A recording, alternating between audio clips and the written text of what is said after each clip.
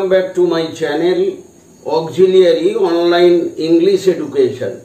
My dear students, today I will discuss about the poem The Lake Isle of Innisfree, written by William Butler Yeats. The poet William Butler Yeats was born in Dublin, which is situated in Ireland, and he was born in 1865. But he came under the world of poem in 1888, and this poem was published in 1890. He shifted from Ireland to England and he started to live in London city, which was very crowded, and there the lifestyle is somehow quite different. So he wanted to get relief from his monotonous life. He was exhausted there. This city was so busy, so crowded, that he wanted to get relief from his this monotonous life, and so he decided to pass some time in the Lake Isle of Innisfree. So in the first line you see, I will arise and go now and go to the Innisfree. I will rise and go now. I will rise means I will stand up and go now. So immediately he decided to go to the Innisfree. So that means actually he had the past experience about the lake of Innisfree, Lake Isle of Innisfree. So he did not take any moment to spare any moment to decide his plan, though he had to live a monotonous life, and he decided to take rest for some time, and he decided to go to the Innisfree. Why? Actually this place was very quiet, very solitary, and so that he decided immediately to go to Innisfree. I will rise and go now and go to the Innisfree, and a small cabin built there of clay and what else made. তো তিনি কি decide করলেন, যেটা এইমাত্র বললাম, যে তিনি immediately relief পাওয়ার জন্য তো তিনি লেক আইসল অফ ইনিসফ্রিতে, Innisfree is the name of a place, তো সেই ইনিসফ্রি লেকের যে পরিবেশ, যেটা উডসি একটা প্লেস, সেখানে তিনি যেতে চাইছেন। এবং যেহেতু হি had the past experience about this place, so he did not want to lose any moment. Immediately he decided to go to the Innisfree, and what he would do there. And a small cabin built there. He decided to make a small cabin. A small cabin, that means small hut. তিনি সেখানে গিয়ে একটা ছোট কুটির তৈরি করবেন। কিসের কুটির? Of clay and wattles made. অর্থাৎ ওয়াটেলস কথাটা যাকে আমরা বলি উইকার্স, উইকার্স মানে স্টিক্স, ব্যাম্বু স্টিক্স, এই জাতীয়, মানে ব্যাম্বু বা এই ধরনের কোনো গাছের যে আমরা যাকে বাংলায় কঞ্চি বলি বা উইকার্স যাকে বলা হয়, সেটা দিয়ে তিনি তার স্ট্রাকচারটা, বাড়ির দেয়ালটাকে তিনি প্রথমে স্ট্রাকচারটা তৈরি করে নেবেন, তার উপর মাটি দিয়ে, ক্লে দিয়ে তিনি একটা ঘর তৈরি করবেন, যেটাকে বলছেন cabin. And a small cabin built there of clay and what else made. 9 beans rose will I have there a hive for the honeybee. আর কি করবেন ওখানে? তো তার বাড়ির পাশে তিনি কিছু গাছ লাগাবেন, যেটা তার খাওয়ার জন্য সেটাও হেল্পফুল হবে, আর সেখানকার তার বাড়ির যে পরিবেশটাকে সেটাও ডেভেলপমেন্ট, একটা সুন্দর পরিবেশ তৈরি করার জন্য সেটা তিনি চাইছেন যে 9 rows means 9 bin rows will have there, অর্থাৎ তার বাড়ির চারপাশে বাড়ির একদিকে তিনি কি করবেন না ওই 9 bin rows তিনি লাগাবেন। আর there a hive for the honey bee, ওখানে হানি বি কথাটা হচ্ছে যেটা আমরা বলি মৌমাছি, সেখানে একটা হাইভ থাকবে অর্থাৎ মৌচাক থাকবে যেখানে মৌমাছিরা সারাদিন গুনগুন করে গান গাইবে। And live alone in the bee loud glade, glade GLAD, glade কথাটা হচ্ছে সামনে একটা পরিচ্ছন্ন বা বনভূমির মধ্যে যে খোলা জায়গা থাকে সেইটাকে বলা হয় গ্ল্যাড, অর্থাৎ একটা ওপেন স্পেস বাড়ির সামনে সেটা থাকবে। এবং সেখানে ওই যে তিনি একা থাকতে চান, he wants to live there alone, nobody will stay with him so that he will live alone there, তিনি সেখানে একা থাকতে চাইছেন। তাহলে এই ফার্স্ট স্ট্যাঞ্জারের মধ্যে আমরা কি পেলাম? প্রথম হচ্ছে যে ইয়েটস, তিনি এক্সজস্টেড, তিনি খুব ক্লান্ত, সুতরাং immediately he decided to go to the lake Innisfree. He had the past experience about the place, যেহেতু তার পূর্ব অভিজ্ঞতা আছে এই জায়গাটার সম্পর্কে, সেই জন্য তিনি কোনো মোমেন্ট নষ্ট করতে চান না। Immediately he decided to stand up and go to the lake of Innisfree, এবং সেখানে তিনি একটা ছোট্ট কেবিন তৈরি করবেন। He will make a small cabin, একটা ছোট্ট কেবিন বা ঘর বা রুম যাকে বলে। এবার তার সেটা কি দিয়ে তৈরি করবেন না ওয়াটেলস আর ক্লে দিয়ে। ওয়াটেলস কথাটা আমি বললাম যে উইকার বা যাকে আমরা বলি কঞ্চি, সেটা দিয়ে বাড়ির স্ট্রাকচারটা অর্থাৎ চারপাশের দেয়ালটা করে নিয়ে তারপর ক্লে দিয়ে তিনি দেয়াল তৈরি করে সেখানে তার ছোট্ট কেবিন একটা বানাবেন এবং সেখানে he will stay there alone, একাই সেখানে থাকবেন। এবং আর কি থাকবে, তার বাড়ির সামনে থাকবে একটা যেটাকে আমরা বলছি ওপেন স্পেস, এবং সেটা বি লাউড গ্লেড কথাটা বলা হয়েছে। বি লাউড মানে যখন মৌমাছিগুলো হাইভ থেকে বা আশপাশের যেখানে তোমার ফুল বা রয়েছে কি বলে বনভূমি আছে, সেখান থেকে যখন ওরা গুনগুন করে গান গাইতে গাইতে তার মৌচাকে যখন যাবে, সেটা তার কাছে খুবই সহায়ক, মানে সেখানে থাকার পক্ষে আর কি তিনি পছন্দ করছেন যে না যেখানে থাকবো সেখানে যেন মৌমাছি থাকবে। সেকেন্ড স্ট্যাঞ্জারে তিনি বলছেন and I shall have some peace there for peace comes dropping, তো সেখানে শান্তি থাকবে, অর্থাৎ সেই নির্জন জায়গায় সেখানে তিনি যে এখানে এসছেন মানে এই ইনিসফ্রিতে লেকের কাছে যেখানে এসছেন সেখানে কিসের জন্য? He wants to have some peace, তিনি শান্তির জন্য এসছেন। এবং সেই শান্তিটা কিভাবে আসবে that has been described in the poem, সেখানে তিনি বলেছেন যে কিভাবে সেই শান্তিটা তিনি পাবেন।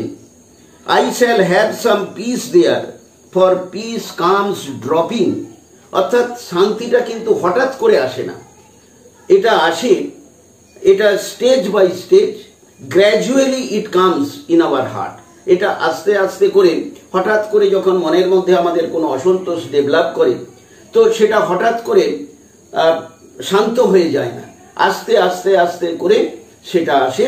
এবং তিনিও চাইছেন যে শান্তিটা that peace will come dropping, অর্থাৎ স্টেজ বাই স্টেজ বা gradually it will come dropping from the veils of the morning to where the cricket sings. এটা কিভাবে আসবে এই শান্তিটা? Dropping from the veils of the morning, veils কথাটার মানে হচ্ছে ঘোমটা। তো এখানে ভেলস অফ দ্য মর্নিং বলতে কি বলছেন? সকালবেলায় ওই যেখানে তিনি গেছেন সেই জায়গাটা কুয়াশা, স্নো বা ফ্রস্ট এগুলো দিয়ে হয়তো ঢাকা থাকে, সেই কারণে সূর্যের আলোটা একেবারে from the early morning it was invisible, it was not possible to get the sunlight from the early morning, so that এখানে কবি বলতে চাইছেন এবং এই কুয়াশা বা এই যে স্নো ফ্রস্ট এইগুলো যখন চারপাশে থাকে তখন যেন একটা ঘোমটার আবরণ, যেমন আমাদের দেশের মহিলারা যেমন আগে মাথায় ঘোমটা ব্যবহার করতেন, তো প্রকৃতিও যেন সকালবেলায় তুষার বা বরফের আচ্ছার একটা স্তর তৈরি করে, একটা আস্তরণ তৈরি করে, সেটাকে কবি বলছেন যে ভেলস অফ দ্য মর্নিং। তো সেই ঘোমটা যখনই সূর্য আস্তে আস্তে করে উপরের দিকে উঠতে থাকবে ততই সেই ঘোমটাটা ধীরে ধীরে সরে যাবে, এবং এই ঘোমটা সরে যাওয়ার সঙ্গে সঙ্গে অর্থাৎ আকাশ পরিষ্কার হওয়ার সঙ্গে সঙ্গে চারপাশের পরিবেশ উজ্জ্বল হওয়ার সঙ্গে সঙ্গে তার মনের মধ্যে সেই শান্তিটাও যেন আস্তে আস্তে করে ফিরতে থাকবে। নেক্সট বলছেন to where the cricket sings. সকালবেলায় যেমন তোমার যেটা বললাম যে ভেলস অফ দ্য মর্নিং সেটা যখন সরে যাবে, পাশাপাশি তিনি এটাও বলছেন যে where the cricket they are midnights. তো morning to where the cricket এই লাইনটার মধ্যে তিনি বলতে চাইছেন, এবং পাশাপাশি ক্রিকেট অর্থাৎ ঝিঝি পোকা, সেই ঝিঝি পোকার আওয়াজ যখন শোনা যাবে সেও সেই আওয়াজের মধ্য দিয়ে তিনি চাইছেন যে তার মনের শান্তি ফিরে আসবে। তাহলে সকালবেলায় তিনি কি করে how he will get the peace in the morning, না এক হচ্ছে সকালবেলার যখন ঘোমটা, সকালের কুয়াশা বা তুষারের যে আস্তরণটা যখন সরে যাবে, মানে যেটাকে ঘোমটা বলছেন, সেটা সরে গিয়ে যখন সূর্য আস্তে আস্তে করে উপরের দিকে উঠবে, চারপাশ যখন ব্রাইট হবে এবং ঝিঝি পোকার ডাক শোনা যাবে, তখন তার মনের মধ্যে আস্তে আস্তে করে সেই শান্তি ফিরে আসবে। এটা হলো সকালবেলায়। There midnights all are glimmer and noon a purple glow and evening full of the linnets wing.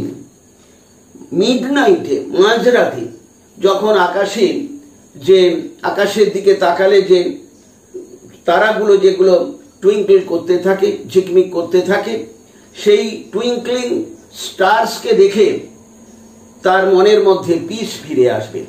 সুতরাং মিডনাইটে শান্তির জন্য দরকার তার টুইঙ্কলিং স্টারস, এবং দুপুরবেলায় আ পার্পল গ্লো, অর্থাৎ সে সময় ওই দেশে মানে ওদের জায়গায় সাধারণত সূর্যের আলোটা দুপুর থেকেই আস্তে আস্তে করে কমতে থাকে, এবং সেই আলোর কালারটা তিনি বলছেন যে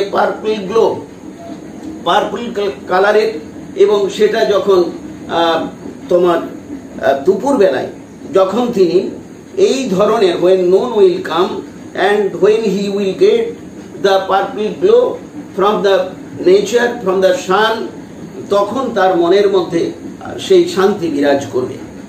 এবার ইভিনিংয়ে তিনি চাইছেন and evening full of the linnets wing. আর সন্ধ্যেবেলায় তখন তিনি কিভাবে শান্তি পাবেন, যখন লিনেট পাখি তারা যখন বাসায় ফিরবে, কিংবা when they will be flying in the sky, তারা যখন আকাশে উঠতে থাকবে, তো তখন তার মনের মধ্যে ওদেরকে দেখতে দেখতে তার মনের মধ্যে শান্তি ফিরে আসবে। তাহলে আমরা এই সেকেন্ড স্ট্যাঞ্জার মধ্যে আমরা পাচ্ছি যে পোয়েট কিভাবে তিনি যে শান্তির সন্ধানে in search of peace he came to the lake isle of Innisfree, তিনি সেখানে ডেসক্রাইব করলেন সেকেন্ড স্ট্যাঞ্জাতে how he will get the peace in his mind.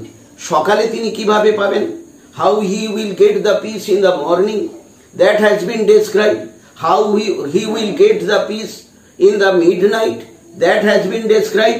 And কিভাবে দুপুরবেলায় তিনি শান্তি পাবেন, সেই তিনটি বিষয়, মানে কখন কিভাবে তিনি কার সাহায্যে তিনি তার মনের শান্তি ফিরে পাবেন, সেটা তিনি সেকেন্ড স্ট্যাঞ্জাতে বললেন।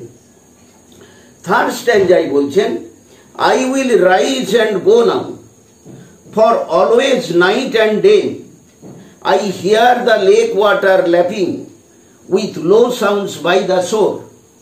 আবার তিনি সেই প্রথম লাইনের কথাটা তিনি এখানে আবার বলছেন, মানে I will rise and go now, আমি এক্ষুনি দাঁড়াবো, এক্ষুনি যাব। তার মানে হচ্ছে he is determined to go there. সেই জন্য তাকে তার এই মনের যে ইচ্ছাটাকে সেটাকে এমফেসাইজ করার জন্য, তাকে জোর দেওয়ার জন্য, তো তার সেই ডিসিশন তিনি কতটা নিজে থেকে সেলফ ডিটারমাইন্ড, তো সেটাকে এক্সপ্রেস করার জন্য তিনি এখানে আবার এই লাইনটা উল্লেখ করেছেন, I will rise and go now, আমি এক্ষুনি উঠে দাঁড়াবো আর এক্ষুনি যাব।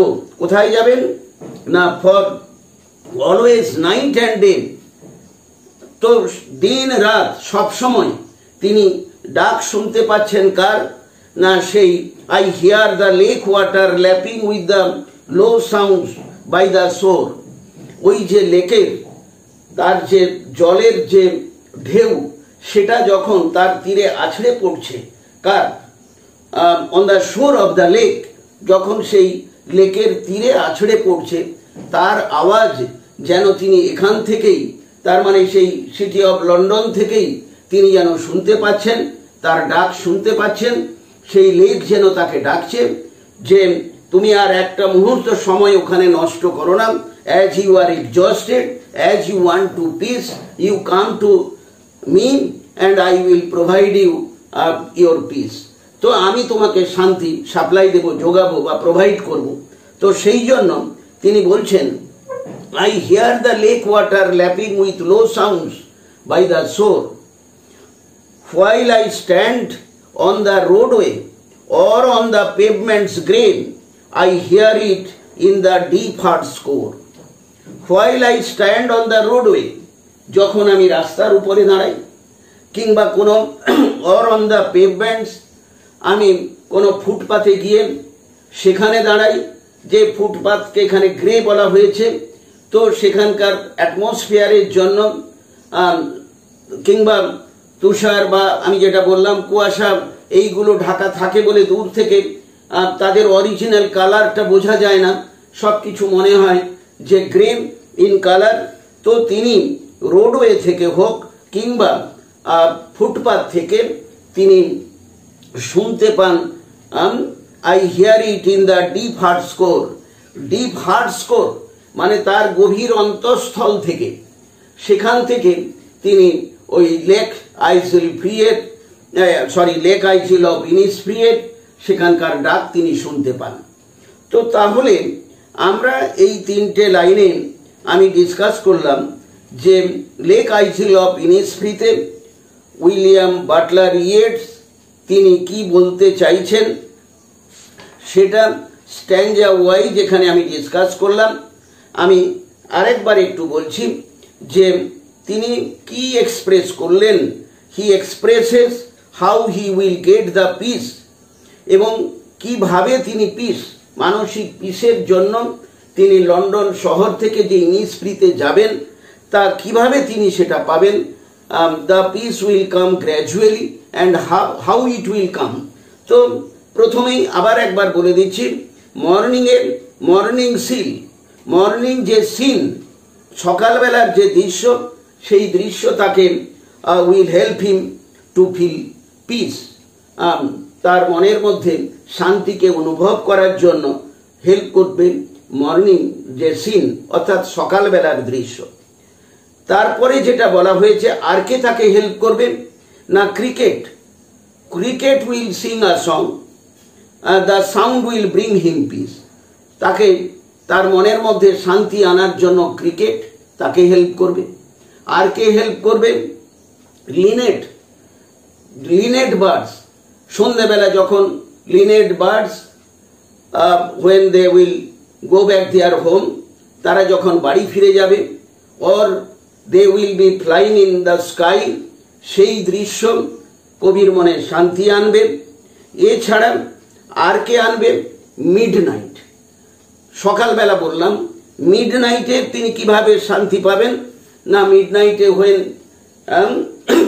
he will look at the sky and see the twinkling stars, যখন ওই হেভেনলি বডিজগুলোকে দেখবেন এবং তার সেই বিশালতা আকাশের যে ভাস্টনেস, সেই বিশালতা তার মনকে আরো উদার করে দেবে, তার মনের মধ্যে শান্তি নিয়ে আসবে। এটা গেল মিডনাইটে। এবার আফটারনুনে, when the sunlight will give a purplish glow, যখন সূর্যের আলো সেই পার্পলিশ গ্লো প্রোভাইড করবেন, তখন that will give him also piece, সেটাও তাকে তার মনের মধ্যে শান্তি ফিরিয়ে দিতে বা আনতে সাহায্য করবে। এছাড়া ইভিনিংয়ে তো বললাম, সেখানে লিনেট বার্ডও তার মনের মধ্যে শান্তি ফিরিয়ে আনতে বা শান্তি আনতে সাহায্য করবে। তো এইভাবে লেক আইজিল অফ ইনিসফ্রি এই কবিতায় ইয়েটস কিভাবে তার মানসিক অবসাদ থেকে তিনি মুক্তি পেতে চাইছেন বা মনের মধ্যে শান্তি ফিরিয়ে আনতে চাইছেন, সেটা তিনটি স্ট্যান্ডারের মধ্য দিয়ে তিনি বলেছেন। আর আমি সেটাকে তোমাদের একটু এক্সপ্লেন করলাম, বোঝানোর চেষ্টা করলাম। আমি আশা করছি কবিতার সম্পর্কে বা এই poem lake isle of Innisfree এটার সম্পর্কে তোমাদের একটা আইডিয়া হলো। যাই হোক, তো তোমাদের এই কবিতা যেটা আমি ডিসকাশন করলাম যে পোয়েমটা নিয়ে, যদি তোমাদের ভালো লাগে তো অবশ্যই তোমরা লাইক করবে এবং বন্ধুদের সঙ্গে শেয়ার করবে। আমি এর আগেও তোমাদের ইংলিশের গ্রামার নিয়ে বিভিন্ন ক্লাসগুলো করেছি, আমি বলবো সেইগুলো একটু তোমরা ফলো করো, অবশ্যই তোমাদের সাহায্য করবে। আর এই পোয়েমটাও তোমরা শোনার চেষ্টা করো মন দিয়ে, তোমাদের একটা কমপ্লিট আইডিয়া হয়ে যাবে। এবার নেক্সট ক্লাসে আমি তোমাদের আইদার গ্রামার বা টেক্সট বুকের কিছু নিয়ে আলোচনা করছি। Thank you so much.